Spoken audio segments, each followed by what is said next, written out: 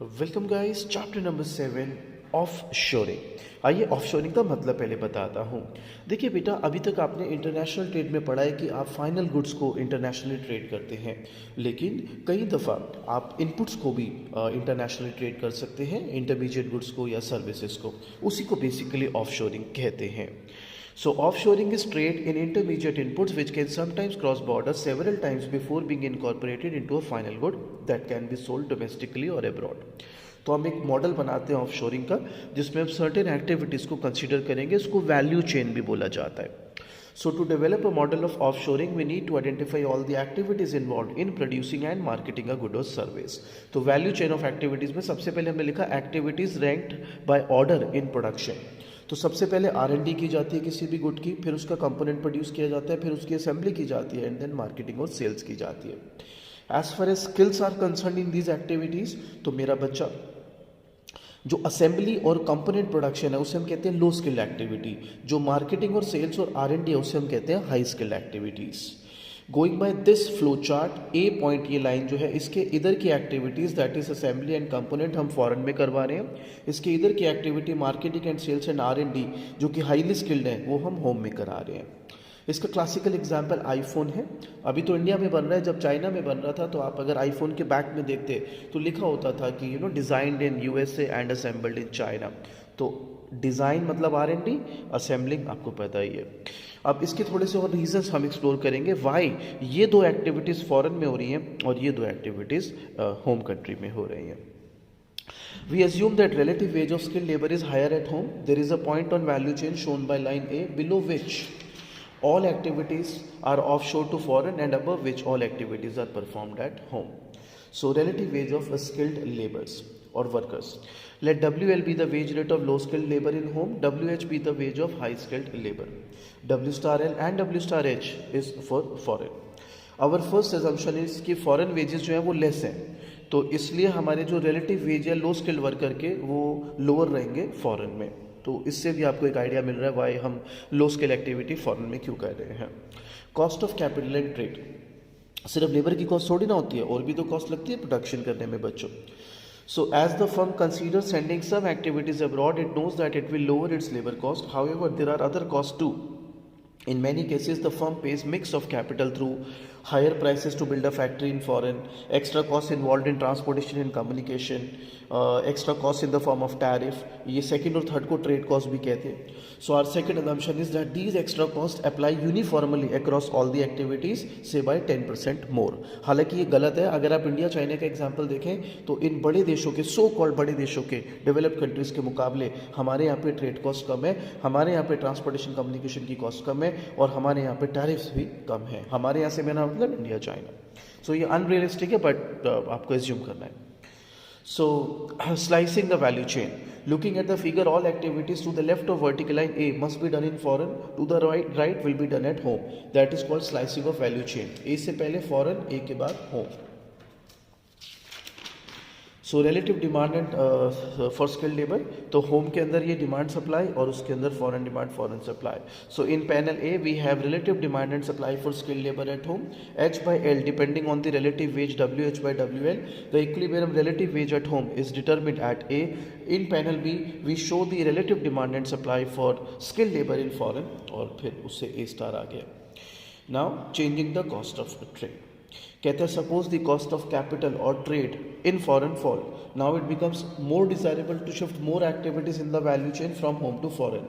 इसलिए आप देखो वो जो ए था ए से बी हो गया, यानी फॉरेन में ज़्यादा हो गई एक्टिविटी और होम में कम।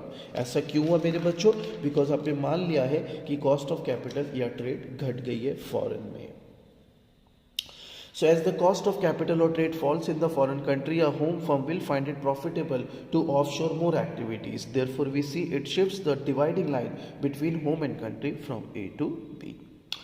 एक और केस स्टडी है, कहता है what if there is change in the relative demand for high skilled और upon low skilled worker. So as the least skill intensive activities are offshore, तो home relative demand for skilled labour increases, right. आप खुद देखो, जो आपके home में आपने less skill तो भारी कर दी ना ज़्यादा एक्टिविटी, तो आपके देश में फिर स्किल्ड एक्टिविटीज़ की डिमांड बढ़ जाएगी, because this is what you gonna be doing more. तो बच्चा कहता है ये तो समझ आ गया, इसमें बच्चों को दिक्कत होती है, कैसे अभी बताता हूँ। कहता है नाउ ऑफ शोर task increase the relative demand for skill labour in foreign.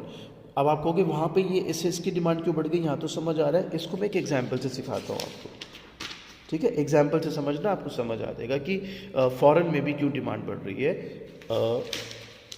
Skill labour की। Suppose you have a friend who is measuring in economics but is finding it difficult. She is scoring below average in eco, so you invite her to join you in maths class. And it turns out that your friend has a knack for maths and she scores above average in that class. How does your friend transfers from eco to maths affect the class average? Because she was performing below average in eco, when she leaves the class, her departure raises the class average. Because your friend performs better than average in maths, her arrival raises the class average. So as activities in the middle of the value chain are shifted from home to foreign, they raise the relative demand for skilled labor in both countries, because these activities are the least skill incentive to those formerly done in the home, but the most skill intensive of task done in foreign. इसलिए मेरा बेटा दोनों ही जगह average बढ़ जाएगी, इसलिए दोनों ही जगह हाई स्किल डिमांड्स की जो डिमांड है वो बढ़ जाएगी बेसिकली। तो बच्चा कहता है ओके, आपने बता दिया ऑफ शोरिंग क्या होता है, आपने बता दिया टर्म्स ऑफ ट्रेड कैसे होते हैं, आपने ये बता दिया कि पर्टिकुलर चीज़ों में चेंज आएगा तो क्या इफेक्ट रहेगा। क्या वाकई में गेन ऑफ शोरिंग का कोई गेन है? बिल्कुल है बेटा जी, आउटपुट बढ़ जाता है आपका। सो आइए प्रूव करते हैं कि क्या गेन है ऑफ शोरिंग का। तो अगर एब्सेंस हो, ऑफ शोरिंग ना हो तो क्या चलेगा। So the PPF shows the combination of component and R&D, mind that components and R&D। एक आपने हाई स्किल ले ली, एक आपने लो स्किल ले ली। The PPF shows the combination of components of R&D that can be undertaken by a firm with a given amount of labor and capital. In the absence of offshoring, the firm produces at A with QC and QR respectively to produce Y0। आप देख सकते हो Y1 यहाँ पर नहीं produce हो पा रहा बिकॉज offshoring नहीं है, लेकिन with offshoring you can produce Y1। Let's see how। Again आप ए पर थे, yes. In the presence of offshoring the home firm will do more and R&D and less component production, क्योंकि हाई स्किल्ड ये करेंगे, लो skilled बाहर वाले करेंगे। तो फिर ये बी पर आ जाएंगे। जैसे ये बी पर आएंगे, so home firm then exports R&D activity and import components at the world relative price which allow it to produce the Y1। तो आप देख सकते हैं आपका प्रोडक्शन Y0 से बढ़कर Y1 हो गया, गेन आ गया आउटपुट में। अब अलग से एप्लीकेशन आ सकती है। सपोज कंपोनेंट के प्राइस बढ़ जाएं, तो आप पहले ए पर थे और विदाउट ऑफशोरिंग, विद ऑफशोरिंग आप यहाँ पर आए, यस। अगर बाहर कंपोनेंट और सस्ते हो गए तो आप और ज़्यादा ऑफशोरिंग करने वाले हो बच्चा, और आप बढ़कर Y2 पर आ जाओगे। So if the relative price of component fall, then the home will do even more R&D and less component production at point B prime rather than B. The increase in the terms of trade follows that home firm will now produce even more, that is Y2।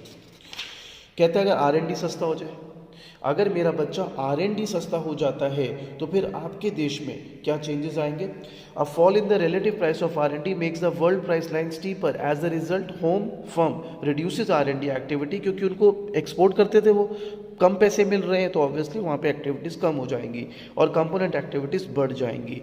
तो अब पहले आप ए पर थे, then आप सी पर थे, अब बीच में प्रोड्यूस करेंगे समवेयर हेयर, जिसको हमने बोला है point E. So you will be producing at Y3 which is more than, अगर आप ऑफशोरिंग ना कर रहे होते that is A, but less than अगर नॉर्मल ऑफशोरिंग होते जिसमें आप बाहर लो स्किल्ड एक्टिविटी करा रहे होते और खुद स्पेशलाइज हो रहे होते हाई स्किल्ड एक्टिविटी में।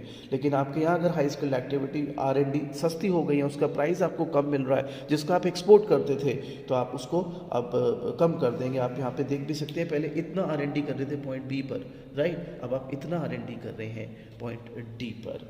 So this is the crux of shoring.